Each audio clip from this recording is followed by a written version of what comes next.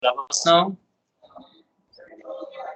Parar a gravação. Bom, então vamos tomar gramática grega, WCT, né? WCT, página 9 e 8, capítulo 5. Vamos lá. Basicamente, o capítulo 5 ele vai te introduzir ao verbo. Ele nos introduz ao verbo dessa lição. Interessante que esse capítulo 5 ele vai trazer alguns verbos. Olha a lição 15 aqui, ó. 15. Aprender os seguintes verbos.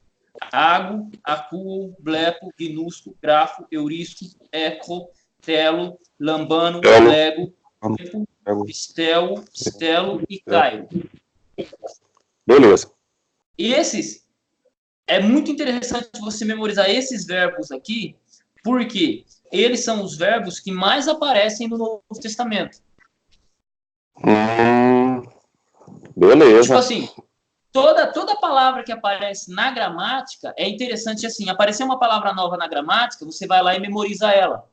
Por quê? Memorizando essa palavra, você tem certeza de que ela é uma palavra que aparece muitas vezes no Novo Testamento. Entendeu? Uhum.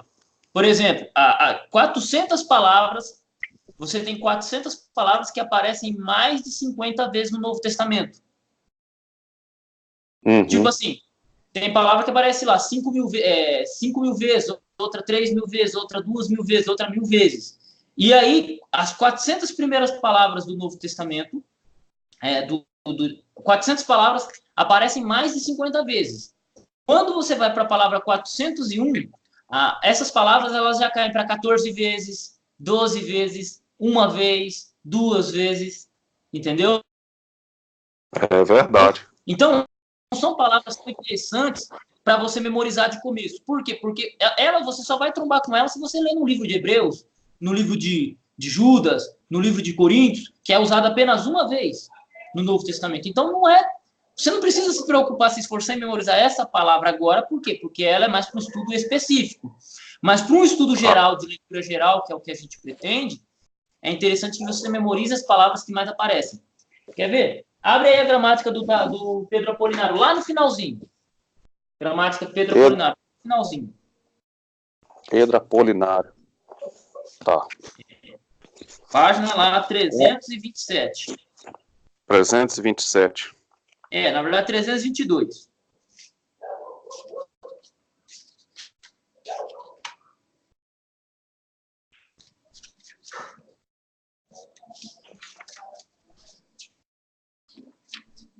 É, 322 já.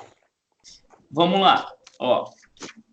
Vamos você pega, vamos ter aqui a palavra ágatos, ágape, ela aparece 104 vezes, 116 vezes, 141 vezes, 233 vezes. Veja que você vai ter a palavra, a tradução e quantas vezes ela aparece no Novo Testamento. Aí, você vai lá para a página 342 do Pedro Apolinário. 342. Aqui, eu errei. Aqui, ó, vai falar assim, nota. Do número 302 a 400 são palavras que ocorrem no Novo Testamento entre 30 e 50 vezes. Né? 342? Página 342.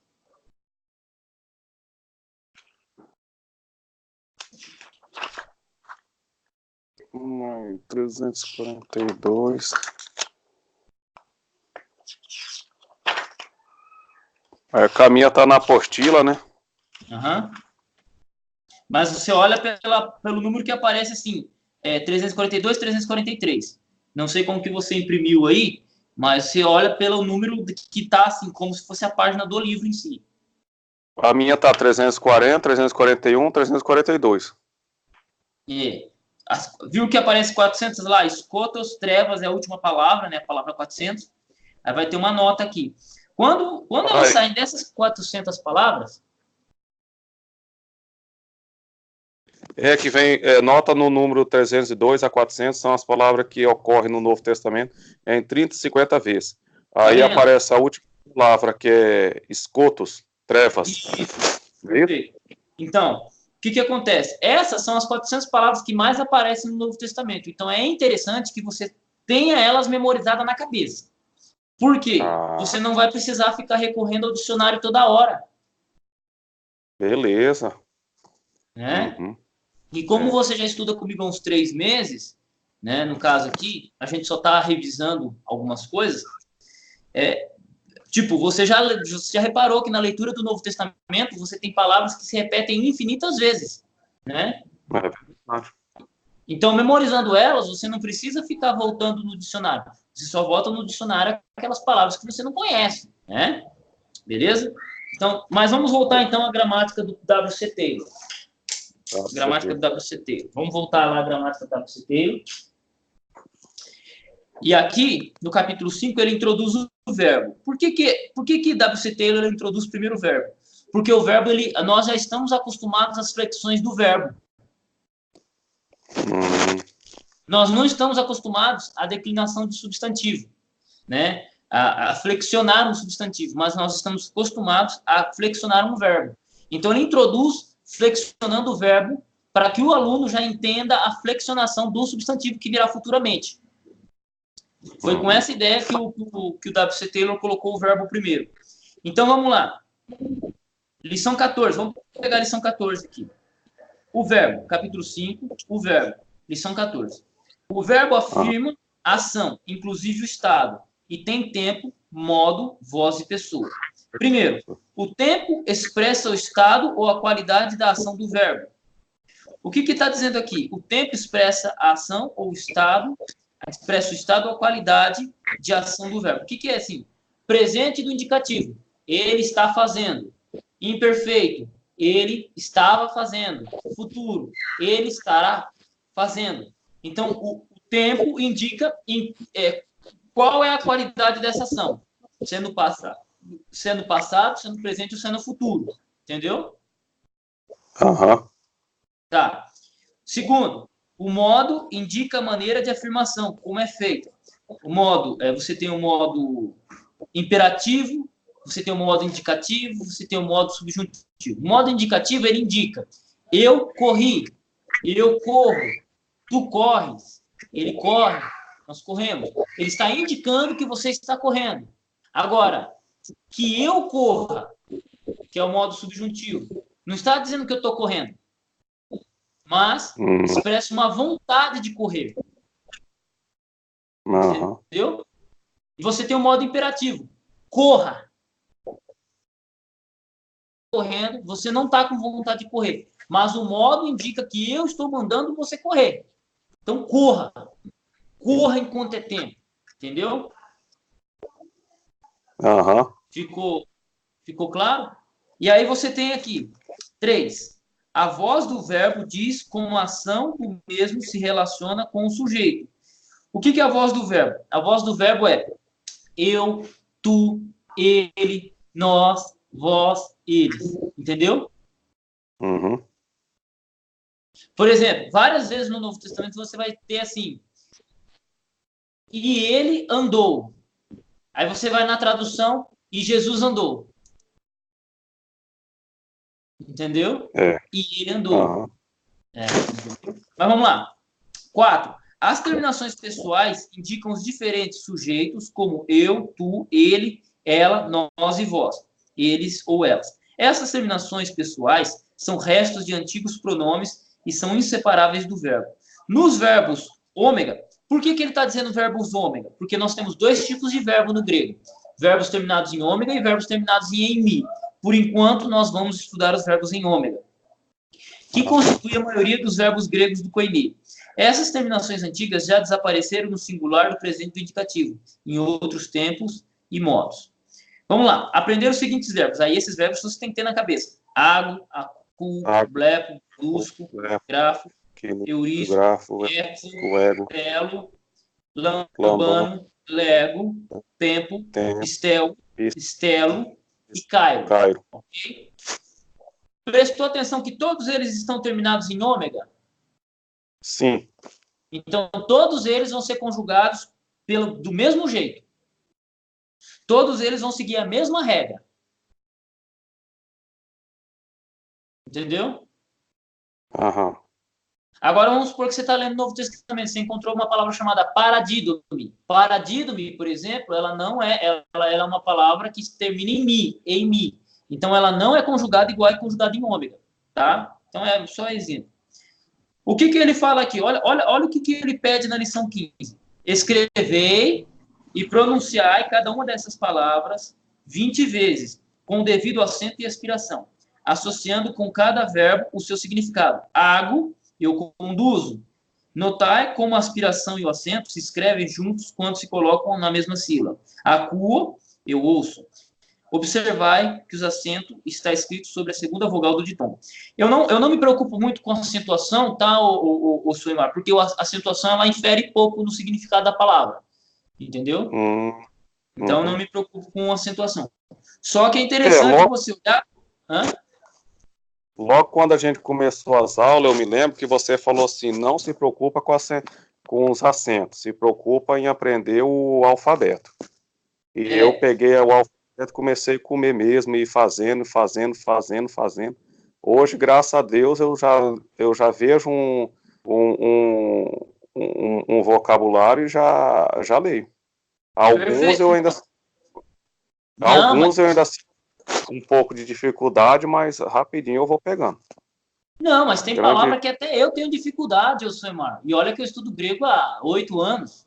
Então, tem palavra que até eu tenho dificuldade. Então, assim, tem palavra que você memoriza mais fácil, palavra que você memoriza mais devagar. Sem problema, entendeu? Tá? Então, assim, por que ele pede para memorizar esses verbos? Porque eles são os verbos que mais aparecem no Novo Testamento. Então, toda hora vocês vão estar vendo Jesus falando, Jesus indo, Jesus guiando, alguém ouvindo, alguém vendo, alguém conhecendo, alguém escrevendo, alguém achando, alguém tendo, alguém querendo, alguém recebendo, alguém dando, alguém enviando, alguém crendo, entendeu? Alguém se regozijando, entendeu? Então, no Novo Testamento, essas palavras são muito comuns. Então, é interessante que você memorize, tá? Tranquilo. Na lição 16, ele vai falar que cada vogal ou ditongo inicial tem uma aspiração. 2. O acento agudo está na penúltima. Por que não pode estar na antepenúltima? Recordar o capítulo 4, que é a lição 4. 3. A terminação ômega em cada verbo é o equivalente do pronome eu em português. Então, ago, eu vou. Acuo, eu ouço. Blepo, eu vejo. Tá? Sempre assim. Tá?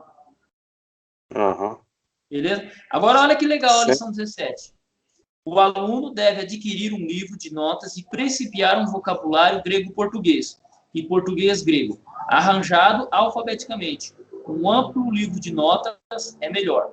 Lembra que eu te falei para você comprar um caderno e fazer suas anotações? Sim.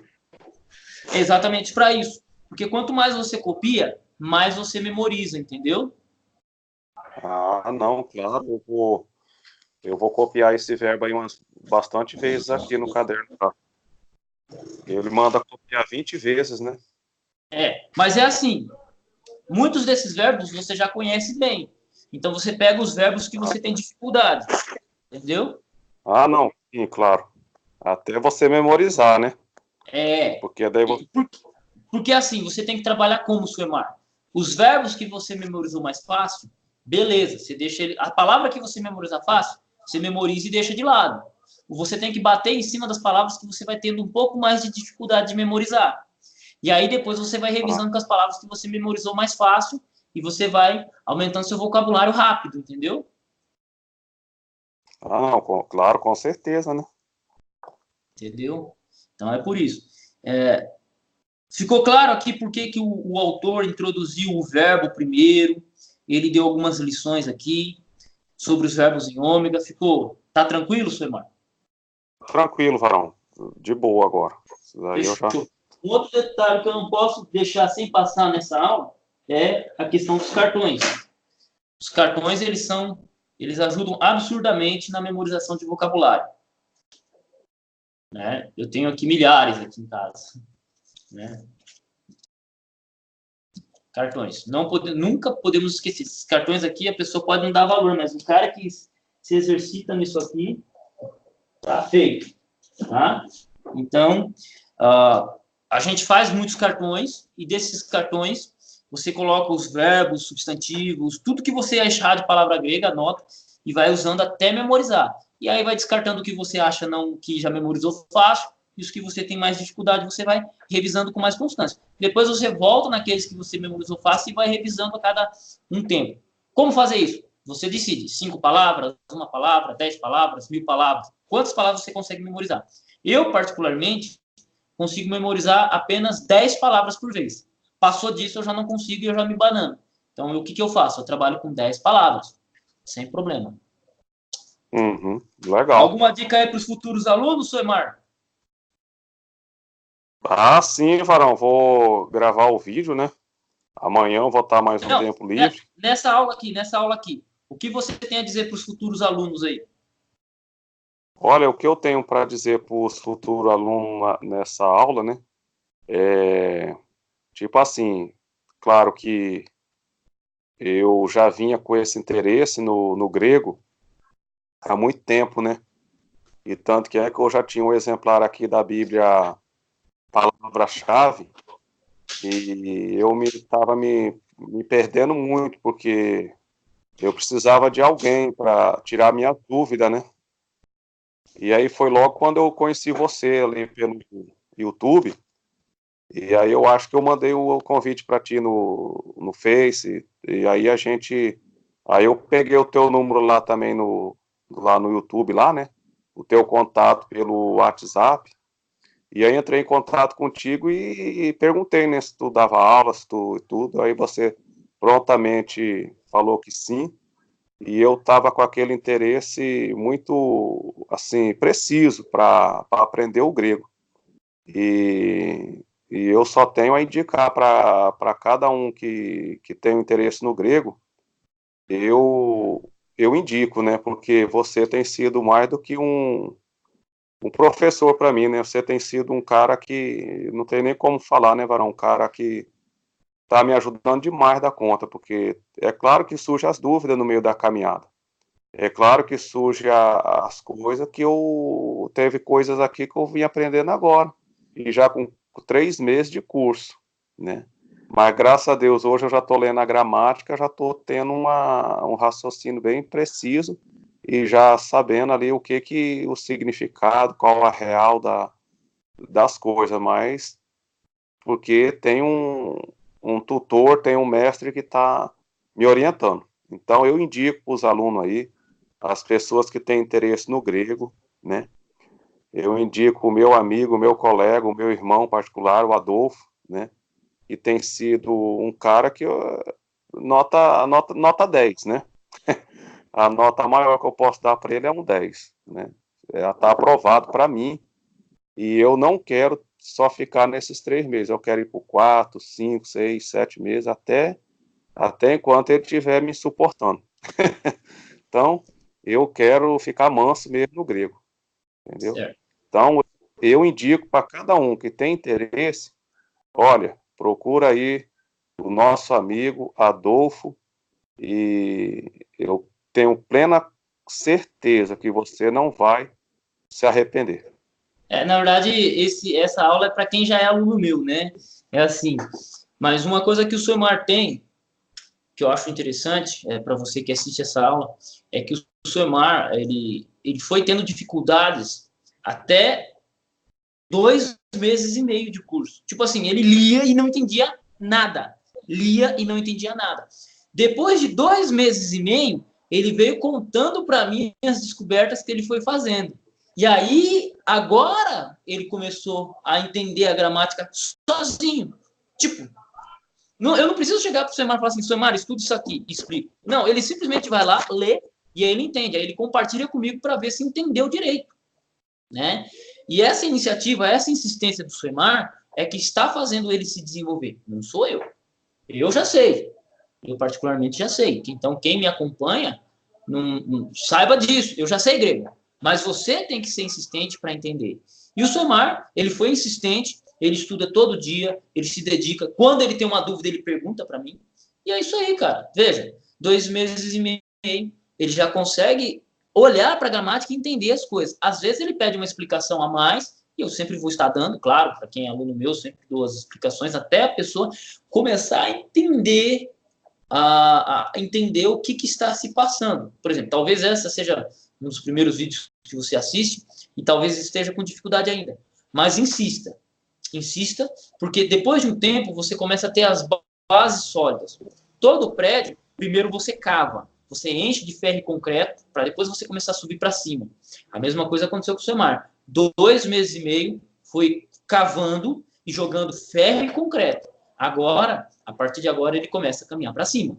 Agora, cada um tem seu ritmo. Talvez você seja 3, 4 meses, 6 meses. O caso do Semar foi 2 meses e meio.